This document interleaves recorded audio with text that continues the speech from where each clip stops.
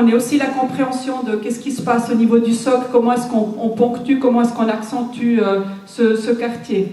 Et donc je pense que je continue à croire que le projet, il est au centre et je crois que dans ma pratique, mais dans l'Ouest lausannois, c'est ce qu'on a essayé de reproduire le plus souvent possible, c'est-à-dire c'est de nous interroger ensemble, que ce soit les politiques ou les techniques, sur le bien fondé de la manière de transformer un morceau de territoire. D'accord. François Joliet, moi j'avais une question pour les gens qui vivent ça au quotidien sur le terrain. Donc on a entendu des propos très optimistes. Moi je voulais me tourner vers Christophe qui a posé plusieurs questions, mais ça se passe comment sur le terrain? Parce que vous êtes l'auteur tribut d'un projet important pour les Plaines du Loup. Vous l'avez remporté, vous êtes au cœur de l'action. Ça se passe comment? On a des échos, évidemment tu ne peux pas tout trahir, mais raconte-nous un tout petit peu ce qui se passe ici.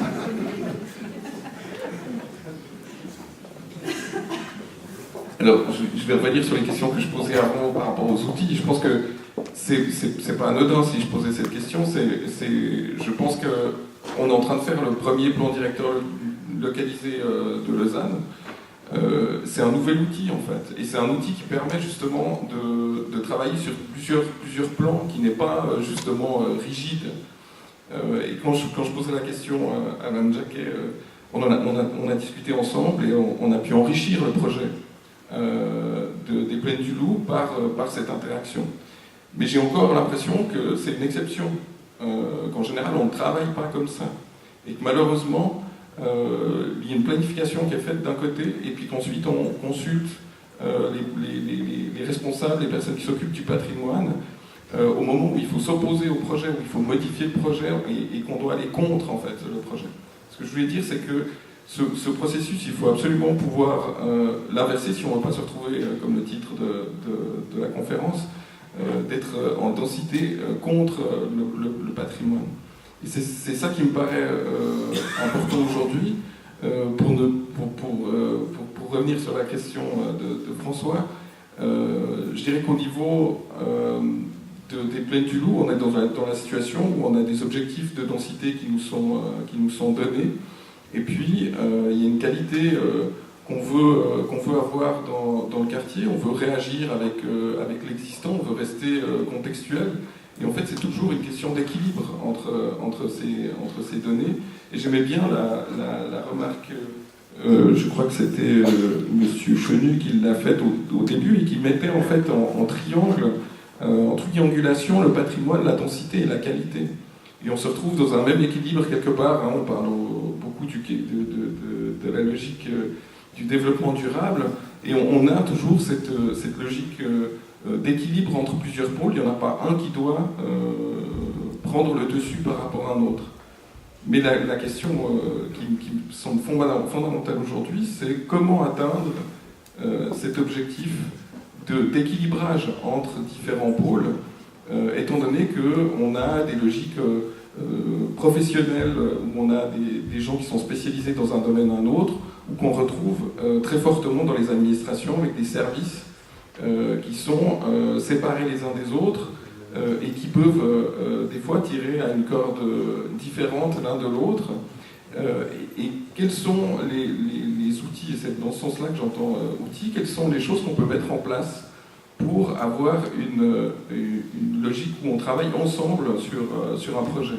Et Ariane, je pense que dans tous les travaux qu'elle montre, il y a justement cette logique de vouloir intégrer des équipes pluridisciplinaires, de travailler ensemble.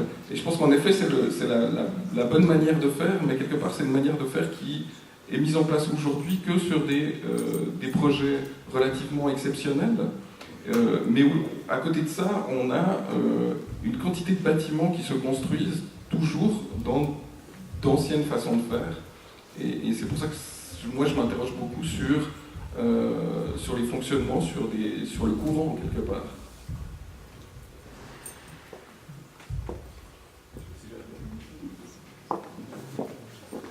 Tu n'as pas dit le mot, mais enfin, je pense que c'est décloisonner des pensées fragmentées. Et ça, c'est peut-être la chance de petites communes qui ont un seul urbaniste ou un responsable qui a la responsabilité non seulement des travaux, des bâtiments, mais du paysage, etc., qui est de fait un généraliste, avec après évidemment les limites aussi, puisqu'il ne peut pas être en même temps généraliste et un spécialiste de tous les domaines. Mais non, je pense que Lausanne le fait par ailleurs sur l'espace public. Il y a un travail de décloisonnement, donc une sorte de structure horizontale qui se met en place je trouve avec beaucoup de bonheur et qui a des résultats, de mon point de vue, extrêmement bons. Et donc je pense que ça doit être quelque chose qui doit être reproduit sur d'autres thématiques aussi.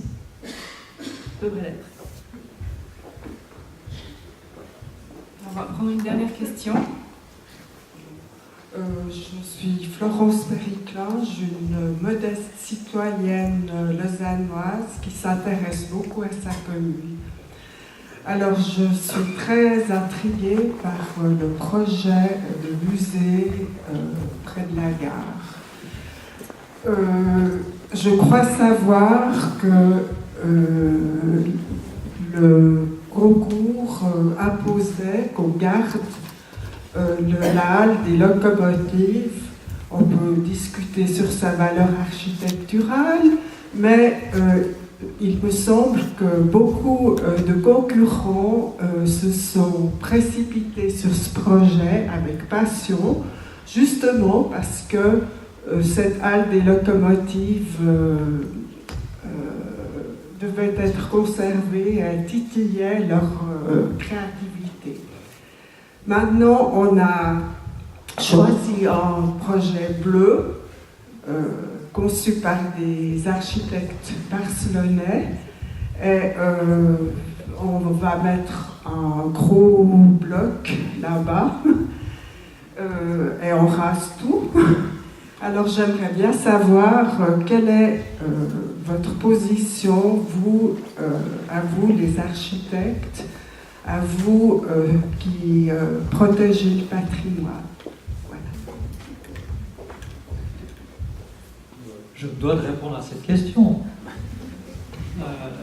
Alors peut-être que là aussi, je pense que je vous remercie en tout cas de cette question parce qu'elle pose vraiment le problème de savoir qu'est-ce qu'on fait avec notre patrimoine. Qu'il soit recensé, qu'il soit classé, qu'il soit mis à l'inventaire. J'ai eu pour habitude de toujours dire qu'on ne peut pas le figer. C'est-à-dire quelque part, il n'y a pas de règle de mise sous cloche. Ça, c'est la première chose. Pourquoi il n'y a pas de règle de mise sous cloche? Parce que dès l'instant où il y a mise sous cloche, il y a effectivement on entre dans un processus de ruine. C'est-à-dire qu'on rentre dans un processus qui finalement, si on ne peut pas avoir un usage correct des bâtiments qui existent aujourd'hui et qui ont une valeur architecturale, qui ont une valeur patrimoniale, si on n'arrive pas à les utiliser correctement, en préservant leur qualité, justement, eh bien, à ce moment-là, on est confronté effectivement à, non pas la nécessité de les démolir, mais à la nécessité de réfléchir quel meilleur projet on a pour ces objets. Un des projets, c'est de le détruire. Et dans le cadre du concours qui vient d'avoir lieu, là, maintenant, il y a bientôt, qui se termine durant 6 mois, eh bien, la preuve a été faite qu'effectivement, sur 17 projets, la plupart des projets qui envisageaient de maintenir une partie de la structure de cette halle, ou en tout cas de ce dépôt des locomotives, ne réussissaient pas à en conserver les qualités initiales et d'origine. Et je pense que ça, c'est la leçon de ce concours. Cette leçon, elle nous amène à poser deux choses qui, pour moi, sont fondamentales dans la façon dont on avance sur cette question de comment est-ce qu'on traite le patrimoine aujourd'hui. D'abord, le patrimoine, ce n'est pas une image. Et la première erreur qui a été faite, probablement, c'est celle des autorités communales et des autorités tout court, d'imaginer qu'on disait non, nous aurons notre musée dans notre patrimoine historique et à l'image d'autres projets, on ne va pas citer la gare d'Orsay pour la 1000e fois, mais l'idée a été quand même de dire la municipalité, en défendant le site de la gare, a défendu en réalité l'image d'un dépôt de locomotive. Et ça, c'était une erreur, à mon sens, fondamentale.